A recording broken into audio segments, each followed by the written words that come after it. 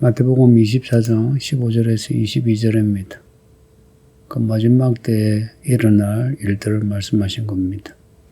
15절에 선지자 다니엘이 말한 바 멸망에 가져간 것이 거룩한 곳에 쓴 것을 보거든 그때 유대에 있는 자들은 산으로 도망하라 합니다. 다니엘서 말씀이죠. 다니엘서 11장 하나님 섬기는 그 우상을 놔두고 우상을 섬긴 때가 있습니다. 안티오쿠스 에피파네스라고 시리아 왕인데요. 예루살렘 정복하고 예루살렘 성전에 제옵스 상을 세워두고 돼지 피로 성전을 더럽게 했습니다. 돼지는 부정한 짐승입니다. 하나님이 정하신 짐승의 제물 외에는 하나님께 바치면 안 되거든요. 근데 안티오쿠스가 성전을 더럽히려고 작정하고 성전에서 그렇게 한 겁니다. 이런 일이 실제 있었고, 그리고 뒤에 예루살렘이 또 망할 때, AD 68년에, 68년에서 73년까지가 유대인이 로마에 의해 완전히 이제 무너지는, 말하자면 대학살이 일어납니다. 68년도에 베스파시안이라고 로마 장군이 와서 성전을 정복했는데 그 성전을 더럽혔답니다. 구체적으로 어떻게 더럽혔는지 이제 말이 여러 가지가 있는데 약간 그 성전에 하나님 말고 로마 황제 혹은 로마 깃발, 로마 신을 두고 섬겼다는 겁니다. 이제 그런 일이 실제 있었고 이제 그런 일은 우리가 요한계시 읽으면서 중첩이라는 말을 쓰죠. 그런 일들은 앞으로 마지막 때에 또 있을 일이다. 신약에는 교회 시대에는 예루살렘, 지금 저 팔레스타인의 예루살렘에 가정한 것이 그런 일도 있을 수 있겠지만 무엇보다도 교회 안에, 교회가 그리스도의 몸이죠. 교회 안에 멸망에 가져간 것이 설 수 있습니다. 계속해서 예수님이 말씀하시는 게 사람의 미혹을 받지 말라 하죠. 그리고 거짓 그리스도가 나오니까 거짓 그리스도 조심하라고. 맨 먼저 그 종말에 대해 말씀하신 게 사람의 미혹을 받지 말라 합니다. 고로 예루살렘에 무슨 우상을 세우는 것보다 이미 무슬림의 그 모스크 상이 세워져 있죠. 그 모스크가 세워져 있는 거 보면 이미 가져간 것이 서 있는 거고. 그리고 신약에서는 그 무엇보다 교회, 그리스도의 몸인 교회, 하나님이 집인 교회 안에 멸망에 가져간 것이 세워지는. 지금까지 교회 안에 발람, 니골라, 이세벨, 유대인의 모임 이런 가정한 것이 있는데 멸망에 가정한 것이 할 때는 마지막 때에 교회 안에 종말론적인 징조로 세워지는 게 있을 것 같습니다. 하나 그 징조를 이야기하면 교회만 이 기독교 교회만 놔두고 모든 종교가 하나 되려고 합니다.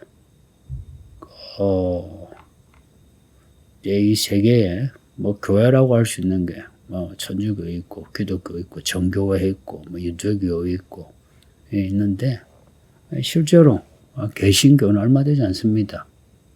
천주교가 개신교 2배 이상이 되고 이슬람이 훨씬 많고 힌두교는 그 인도의 수로 보면 개신교보다 훨씬 많고 개신교는 5억, 6억 정도밖에 되지 않습니다.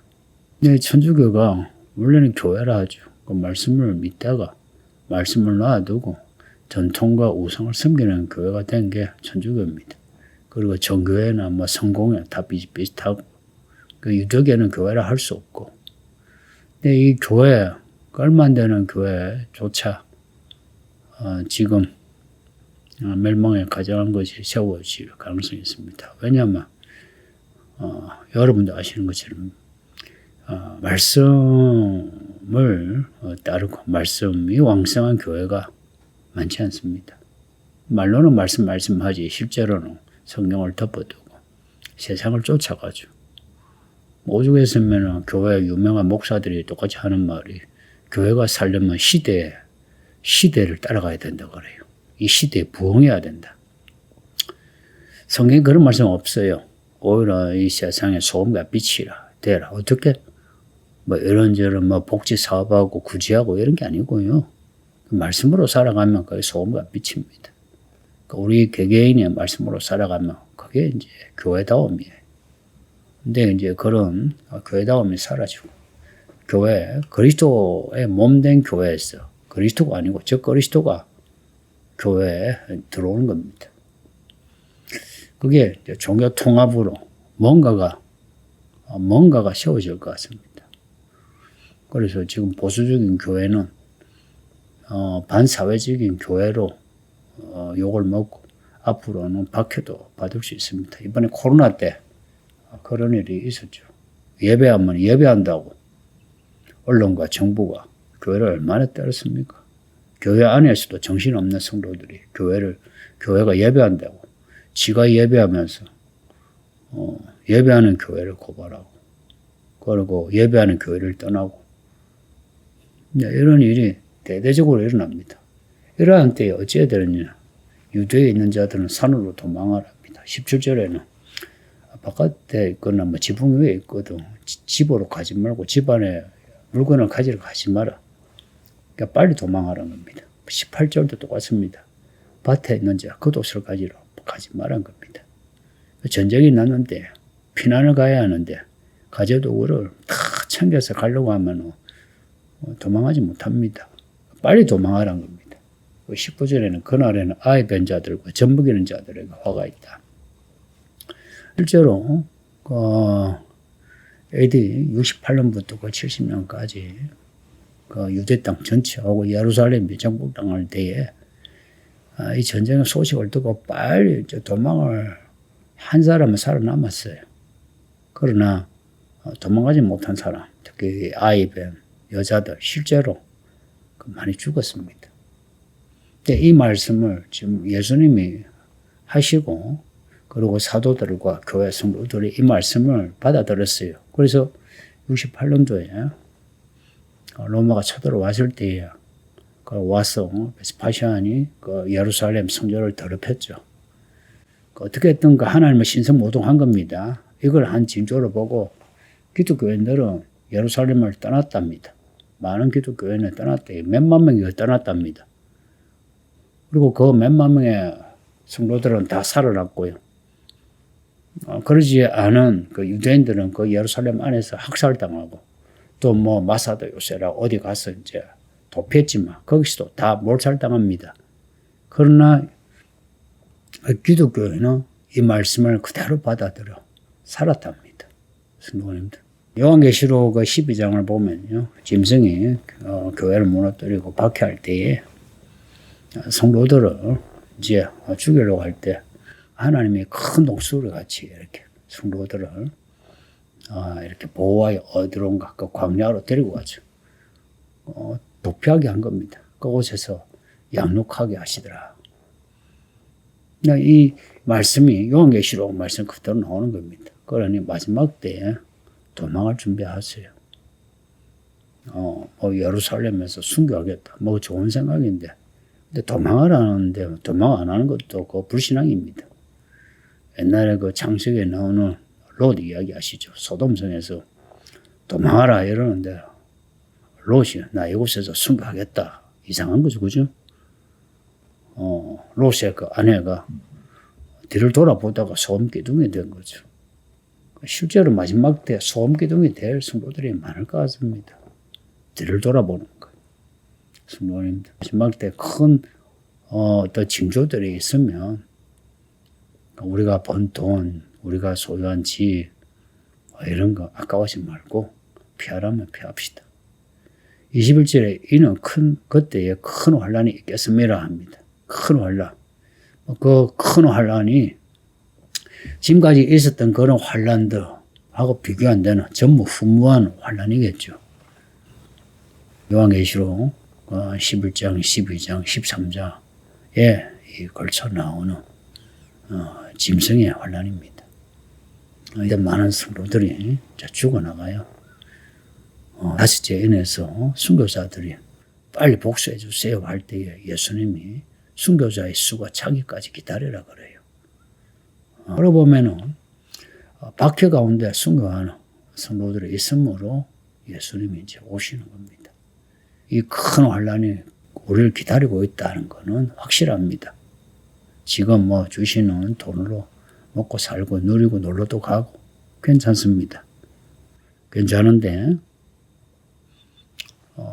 우리에게 있을 이 큰 환란의 때를 아시고 지금 누리는 것을 절제하면서 잘 누리셨으면 합니다.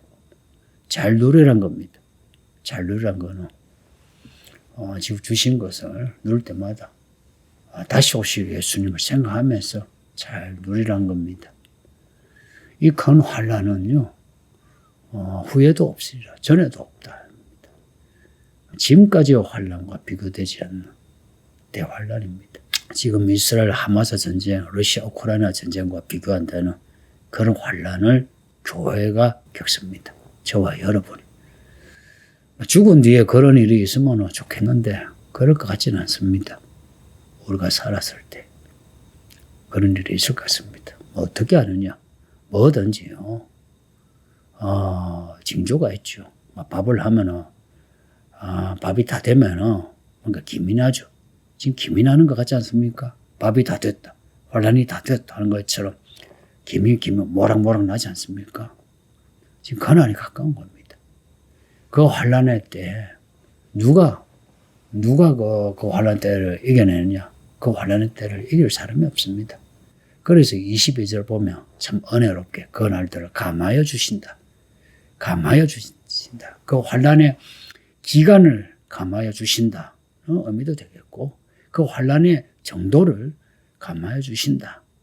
이렇게 봐도 되겠고 야가 우리가 감당할 수 있는 환란을 주시겠다는 겁니다. 그래서 교회 다닌다고 해서 다 그 환란의 때 구원받는 게 아니고 모든 육체가 구원을 얻지 못할 것이나 그러나 택하신 자들을 위하여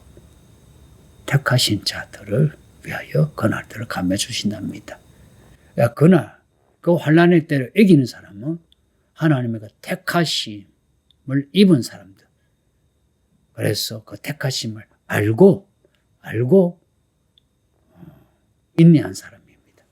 앞에 13절에 그러나 끝까지 견디는 자는 구원을 얻으랴. 그 말씀입니다. 끝까지 믿는 자가 구원을 얻습니다. 그러니 지금 우리 살아가는 것 하나님의 은혜를 알고 누리면서 삽시다. 하나님의 은혜를 알지 못하면서 지가 무슨 종교적인 돌을 닦는다고 먹지도 않고 마시지도 않고 사지도 않고 입지도 않고 그렇게 살라는 거 아니에요. 저도 그렇게 안 합니다. 여러분도 그러지 마세요. 우리에게 주신 것에 대해서 그것을 감사히 누리되 함께 누릴 수 있는 그리고 신부로서 단장하면서 누릴 수 있어서 그 날들을 그 환란의 날들을 감당할 수 있었으면 합니다. 끝에 사족을 하나 붙이면 환란 전에 휴거한다 이런 말들 성경에 없어요. 오늘 말씀도 보세요. 그 날들을 감하지 아니하면 그 날들을 어느 정도 겪는 겁니다. 그래서 요한계시록에서 7 대접의 때 그때는 우리가 감당하지 못해도 그 앞에 7이 그리고 7 나팔의 때까지는 우리가 겪을 일을 겪습니다. 겪어내야 합니다. 기도하겠습니다. 아버지 하나님 감사합니다. 주의 말씀을 읽고 떨어지니 말씀대로 끝까지 살게 하소서. 우리 예수님은 우리에게 징조들을 보여주실 때에 공부 잘하는 학생처럼 잘 배워서 징조를 알고 준비 잘하게 하소서. 우리의 개똥 같은 생각에 매이지 않게 하시고 오직 주의 말씀에 순종하여 지혜로운 자가 되게 하사 다 구원하여 주옵소서. 예수님 이름으로 기도합니다. 아멘.